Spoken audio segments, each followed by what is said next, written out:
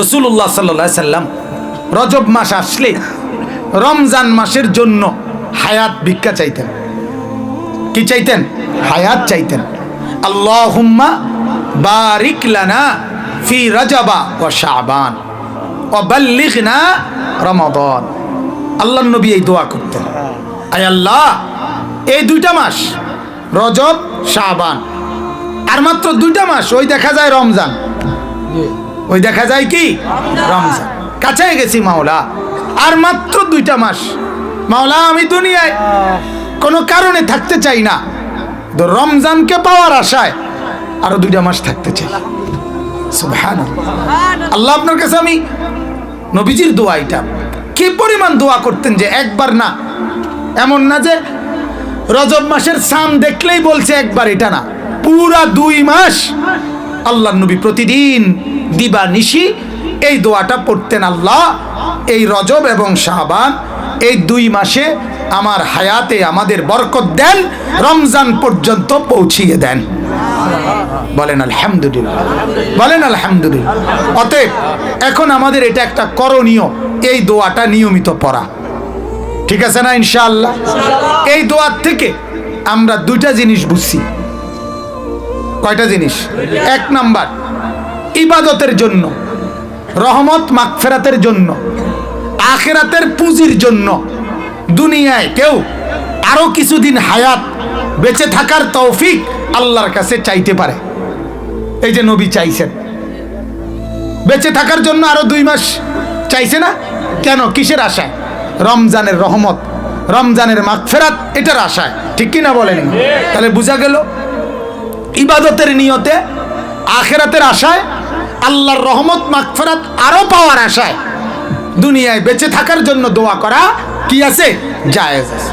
তাহলে এখন আমাদের উচিত, আমরা যদি বেঁচেই থাকতে চাই দুনিয়ায় জওয়ান বুড়ো, তো আল্লাহর বন্দেগীর জন্য, সেজদার জন্য, আরো কিছু নেকির জন্য হায়াত চাওয়া দরকার। কিন্তু দুর্ভাগ্য আমাদের, আমরা ওই জন্য হায়াত চাই না, বরং দুনিয়ার কিছু জরুরত এখনো আমাদের বাকি আছে, এটার জন্যই আমরা অহরহ বেঁচে থাকতে চাই। তার তোমার চাচা এই জমি খান কইছে বেচবো, 10 শতক জায়গা, যে বহুত দিন ধরে ঘুরাইতে আছে। হ্যাঁ, একবার কয় বেচবো, আবার কয় বেচতো না, এ আজ্ঞায় ফিচ্ছায় লোকাল বাসের মতো। যদি জমিটা বেচ চালাইতো, কিনা লাইতাম, বাড়িটা মিলাই লাইতাম, আমার জিফুত গুলা সুন্দরে থাকতো, এরপরে আর মরলেও আর কোনো দুঃখ আছিল না। বড় বাচ্চার বেঁচে থাকার জন্য অপেক্ষা করতেছে শুধু এই 10 শতক জমি, ঠিক কিনা কোন কথা? এবার আর বেঁচে থাকার তামান্না কি? এই 10 শতক জমি, এই জায়গা।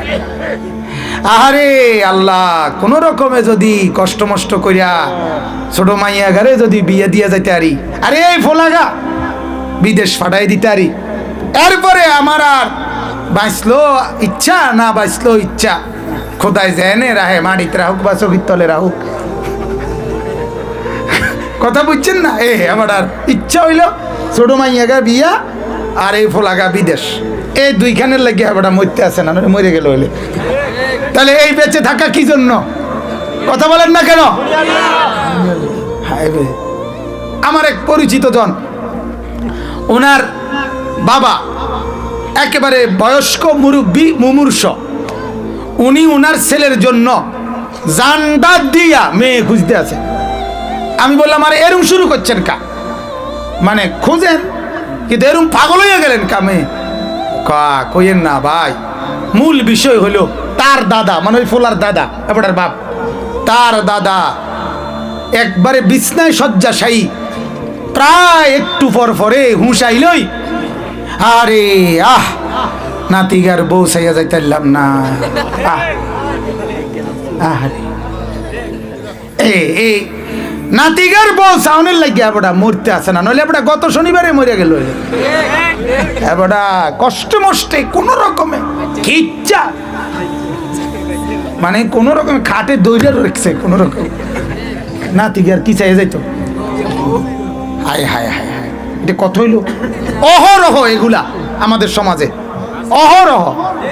তার দাদিয়ে নাতির বউগা চাইয়া গেলে আর কোনো দুঃখ নাই। দাদায় নাতিনকে বিয়ে দিতে আর কোনো দুঃখ নাই। আমি বললাম আমার মনে হয় উনি এটা শুনছে ওই দাদায় যে কবরে গেলে মুনকার নাকির ফেরেশতা প্রথম প্রশ্ন করবে, কবরের প্রথম সুয়াল আমনের নাতির বোন নাম কি, আর দ্বিতীয় প্রশ্ন দেখতে শুনতে কেমন।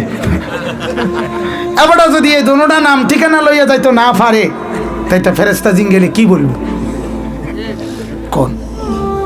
নাহলে এই দুঃখের কথা, নাহলে আপনি বলেন বিচারে কয় এটি কথা হইল? এগুলো কি কোনো কারণ হইতে পারে?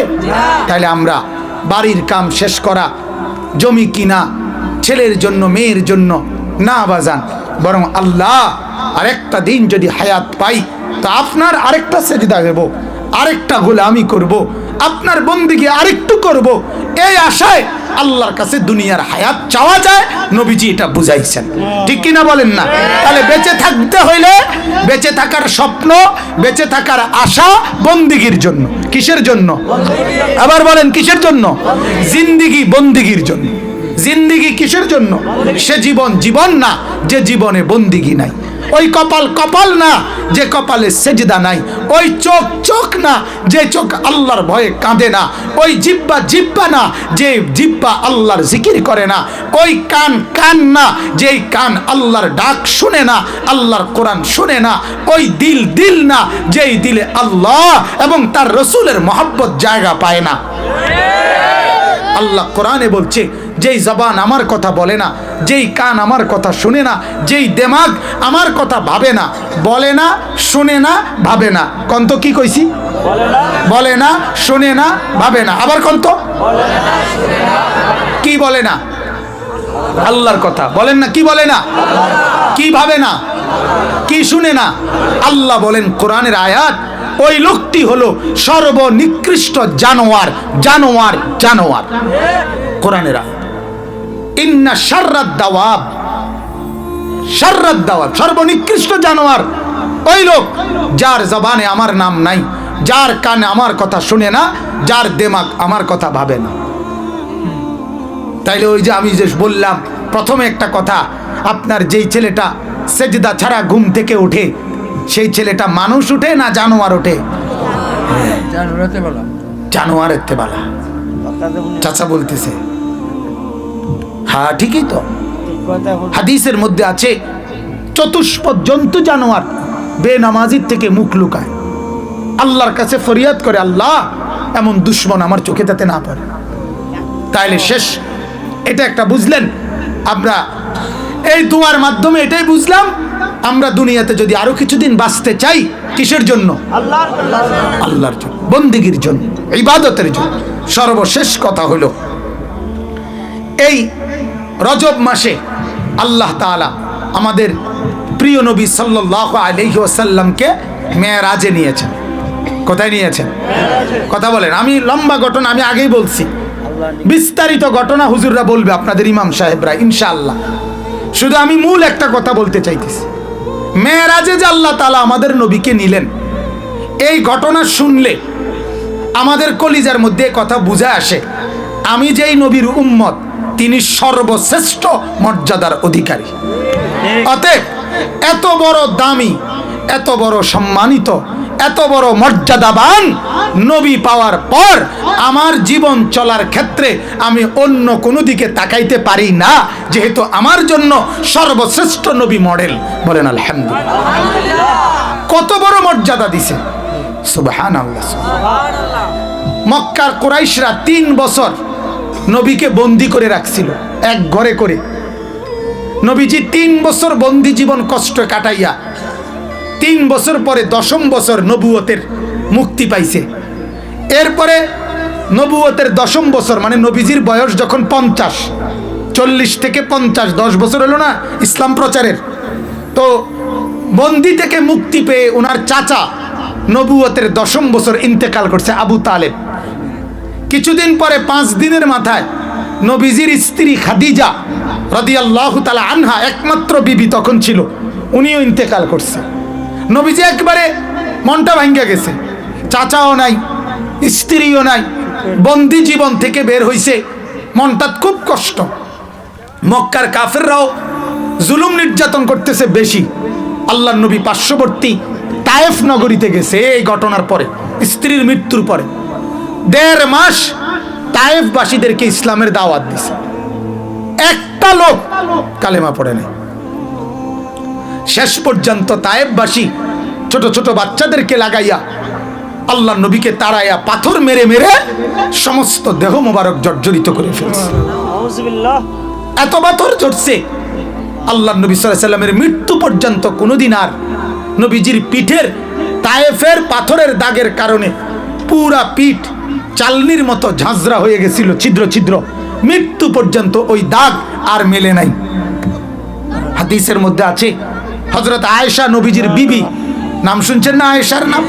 উনি একদিন আল্লাহর নবীর এরকম পিঠে হাত বুলাইয়া আল্লাহর নবীকে বলছে, ইয়া রাসূলুল্লাহ, আপনার পিঠে কি ছোটবেলায় বসন্তের দাগ গোটা হয়েছিল, বসন্তর গোটা? আল্লাহর নবী তখন আয়েশার দিকে তাকায় বলছেন, আয়েশা কি বললা, এটা কি জিজ্ঞাসা করলা? তুমি জানো আমার এই পবিত্র দেহে তো কোনোদিন মশা মাছিও বসে না। তুমি আমার এটা কি বললা আয়েশা? আমার এই পবিত্র দেহে থেকে যে ঘাম বের হয় ওই ঘামই তো আমার সাহাবীরা আতর হিসাবে, মেশক হিসাবে ব্যবহার করে। আয়েশা, আমি হাঁটলে ওই জায়গা পুরা মেশকের গ্রানে পুরি সুগ্রাণ হয়ে যায়।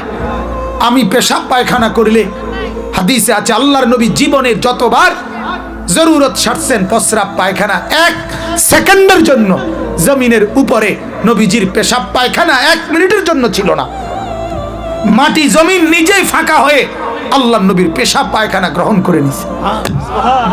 আল্লাহর নবী বললেন, আয়েশা এটা কি বললেন? আমার এই পবিত্র দেহে মেশকের ঘ্রাণ আসে, মশা মাছি বসে না। আয়েশা, এগুলো আমার বসন্তের দাগ না, গোটা হয় নাই, বসন্তের গোটা না, তায়েফের ছেলেরা যে আমারে পাথর মারছিল ওই পাথরের দাগ। উম্মত, হায় বন্ধু, এ নবী সাল্লাল্লাহু আলাইহি সাল্লাম হাসরের দিন আমাদেরকে পিঠ খুলে দেখাবে, পিঠ খুলে দেখাবে। উম্মত, আমার পিঠ দেখো। ইসলাম বুঝাইতে গিয়ে আমি আমার পিঠ চালনির মতো ঝাঁঝরা করে ফেলছি। আজ যে সুপারিশের জন্য আসছো, উম্মত আমার একটু তোমার জিন্দেগিটাও বুঝায় কও, আমি কি বলতাম। আপনারা তো শুনছেন নবী সুপারিশ করবে, আমরাও তো বলি সুপারিশ মানেই জান্নাত, কথা কয় না? নবীজি সুপারিশ মানেই জান্নাত। হ্যাঁ, তাহলে তো নবীজির দাওয়াত মানে ঈমান। কই নবীজি আবু তালেবকে দাওয়াত দেয় নাই তো ঈমান আনে নাই কেন? কথা বলেন না কেন? নবীজি আবু জেহেলকে দাওয়াত দেয় নাই, কথা বলেন না কেন? তো ঈমান আনে নাই কেন? নবীজির দাওয়াত মানে ঈমান না? না, আরেকজন ফয়সালা দাতা আছে না, কথা বলেন না কেন? দাওয়াত দিছে তিনি যতজনকে, সবাই ঈমান আনছে? তো যারে দাওয়াত দিছে ঈমান আনে নাই, নবীজি ওরে মনে এমনে রসিকতা করে কইছে মনে নাকি? আবু জেহেল রে এমনি কইছে বিত্তে বিত্তে, মূলত ঈমান আনুক এটা চায় নাই। আবু তালেবকে চায় নাই, চাইছে কিনা বলেন না কেন? তাহলে দাওয়াত মানে ঈমান না। দাওয়াত তো দেওয়া নবীর দায়িত্ব, ঈমান দেওয়া কার দায়িত্ব? ঠিক এরকম দুনিয়াতে আল্লাহ এটা দেখায় রাখছে নমুনা। হাসরের ময়দানও দোস্ত বাপ কেন পায়ে ধরে বলি, আল্লাহর নবীর সুপারিশ মানে জান্নাত না। নবী সুপারিশ করবে 1000 বার, নবী সুপারিশ করবে সত্য। আল্লাহ পাক নবীর সুপারিশে কোটি কোটি কোটি কোটি বান্দাকে জান্নাত দেবেন, এটাও সত্য। নবীকে খুশি করে দিবেন, এটাও সত্য। কিন্তু আপনাকে যে জান্নাত দিবেন এর কোনো নিশ্চয়তা নাই। আমারে যে দিব এটার কোনো কি নাই। তাহলে সুপারিশ মানে কি না? আরে কথা কয় না, ফয়সালা কার? অতএব বুঝ করে চলেন, বুঝ করে চলেন। আপনি আপনার গুনার নাফরমানির মধ্যে ডুবা, আর নবী সুপারিশ করবে, আপনি জান্নাতে চলে যাবেন। এই রঙে এত শুকনা চিরা বেজে না, একটু ফানি দন লাগে, বুঝছেন না আপনি কথাটা? এত হুগনাই বন ভিজে না, একটু সাহার মধ্যে সুবানি দন লাগে, কথা বুঝছেন? অতএব এটা মনে রাখেন। অতএব আমি এটাই বলতে চাচ্ছি, যখন আল্লাহ নবী সাল্লাল্লাহু আলাইহি ওয়াসাল্লাম তায়েফ থেকে ফিরে আসছে, এই তখন মক্কার কুরাইশরা নবীকে বলছে, ও মুহাম্মদ, তুমি তোমার নিজের হিসাবটা একটু করো। তোমারে আল্লাহ তাআলা, তুমি কও আল্লাহ তোমার লগে আছে, আচ্ছা তুমি কও যদি আল্লাহ তোমার সাথেই থাকে তো তোমার অবস্থাটা এরকম। তোমারে মারতে মারতে শেষ পর্যন্ত ফুলাইনেও মারে, বাচ্চারাও পাথর মারে, তো তোমার ইজ্জত কোথায়? কথাটা বুঝছেন? এটা আমার শেষ কথা। তোমার দামটা কোথায়? তোমার সম্মানটা কি? তাইলে আমরাও তারাই দিলাম, তায়েববাসীও তারাই দিল, পাত্তর মাইরা বিদায় করে দিল ফুলাফাইনে পর্যন্ত, তাইলে তোমার ইজ্জত কোথায়? সম্মান কোথায়? কি আল্লাহ তোমার লগে আছে, তুমি কি তাকো? এই যখন সব মক্কার কাফেররা নবীজি তায়েফ থেকে আসার পরে এই মন্দ কথা বলতেছিল, তখন আমার আল্লাহ তার মহব্বতের দরিয়ায় জোশ চলে আসছে। আল্লাহ বলছে, আরে কি তারে কয় বন্ধু, ওরা কি বলে, আমি আপনার সাথে নাই না, আমি আপনারে বুঝি ইজ্জত দিছি না? না, এই আল্লাহ তখন সাথে সাথে জিব্রাইলকে বলছে, জিব্রাইল যা, জিব্রাইল বন্ধুকে আমার কাছে নিয়ে আয়, বন্ধুকে আমার কাছে নিয়ে আয়, কাছে বৈশা সঙ্গে রাইখা বন্ধুকে বুঝাবো ইজ্জত কাকে বলে, সম্মান কাকে বলে। সুবহানাল্লাহ। এই তায়েফ থেকে ফিরে আসার পরে আল্লাহর নবী সাল্লাল্লাহু আলাইহি সাল্লাম সাত আসমানেরও কোটি কোটি গুণ ঊর্ধ্বে আরশে আজিমে আল্লাহ পাকের খাস কামরায় মালিকের কাছে আল্লাহর দিদারে মেরাজে নবী গেছেন। বলেন আলহামদুলিল্লাহ। আল্লাহ তাআলা বুঝাইছে নবীকে, বুজুর্গানে দ্বীন বলে আল্লাহ নবীকে বুঝাইছে, বন্ধু একটা মজার কথা আছে, এটা শুনেন। নবীজি যখন জন্ম নিছে মা আমেনার কোলে প্রথম দিন কিংবা দ্বিতীয় দিন, তাফসীরের মধ্যে আছে নবীজিকে তখন আল্লাহ পাক ফেরেশতাদেরকে দিয়া ফেরেশতা করে বলছে, আল্লাহ আমার বন্ধুকে আমেনার কোল থেকে নিয়ে আসো, উঠে আনো। আনার পরে ফেরেশতা করে বলছে, আমার এই দোস্ত, এটা আমার বন্ধু, আমার গোটা কায়নাত সৃষ্টি জগৎ ঘুরায়া ঘুরায়া সবাইকে দেখাও বন্ধু আমি কেমন বানাইলাম।